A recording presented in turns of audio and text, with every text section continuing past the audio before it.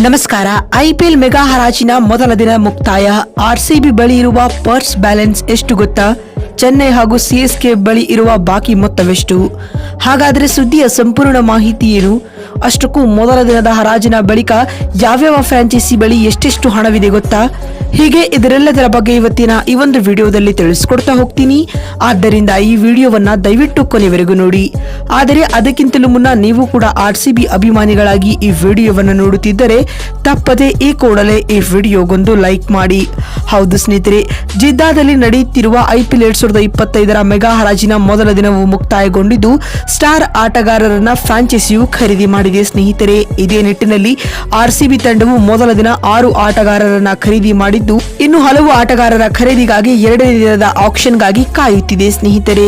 ಮತ್ತು ಈ ಬಾರಿಯ ಮೆಗಾ ಹರಾಜಿನಲ್ಲಿ ನಮ್ಮ ರಾಯಲ್ ಚಾಲೆಂಜರ್ಸ್ ಬೆಂಗಳೂರು ತಂಡವು Liam Livingstone, Phil Salt, Jitesh Sharma, Suyash Sharma ಹಾಗೂ ರಾಸಿಕ್ ದಾರ್ ಮತ್ತು ಜೋಸ್ ಹೆಸಲ್ವುಡ್ ರವರನ್ನ ಖರೀದಿ ಮಾಡಿದೆ ಸ್ನೇಹಿತರೆ. ಇದರೊಂದಿಗೆ ಸ್ಟಾರ್ ಆಟಗಾರರನ್ನ ಆರ್ಸಿಬಿ ತಂಡವು ಕಡಿಮೆ ಮೊತ್ತಕ್ಕೆ ಖರೀದಿ ಮಾಡಿದೆ ಅಂತ ಹೇಳಬಹುದು.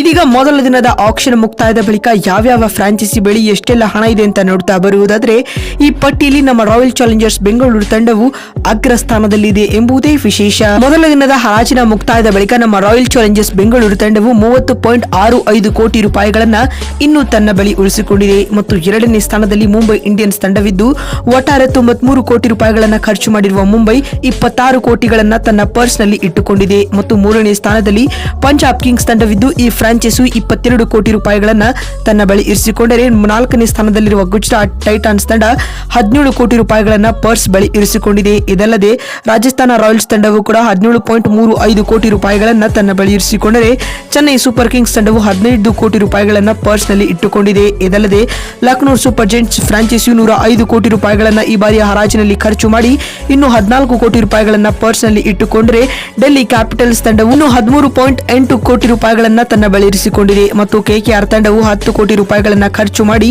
12 ಆಟಗಾರರನ್ನ ಖರೀದಿ ಮಾಡಬೇಕಾಗಿದೆ. ಇದಲ್ಲದೆ ಎಸ್ಆರ್ಎಸ್ ತಂಡವು 13 ಆಟಗಾರರನ್ನ ಖರೀದಿ ಮಾಡಿ 5.15 ಕೋಟಿ ರೂಪಾಯಿಗಳನ್ನ ತನ್ನ ಬಳಿ ಇರಿಸಿಕೊಂಡು ಎರಡನೇ ದಿನದ ಆಕ್ಷನ್ಗೆ ಧುಮುಕಲಿದೆ ಸ್ನೇಹಿತರೆ. ಇದರರ್ಥ ಎರಡನೇ ದಿನದ ಆಕ್ಷನ್ ಅಲ್ಲಿ ನಮ್ಮ ರಾಯಲ್ ಚಾಲೆಂಜರ್ಸ್ ಬೆಂಗಳೂರು ಬಳಿ ಅತಿ ಹೆಚ್ಚು ಪರ್ಸ್ ವ್ಯಾಲ್ಯೂ ಇರಲಿದೆ ಅಂತ ಹೇಳಬಹುದು.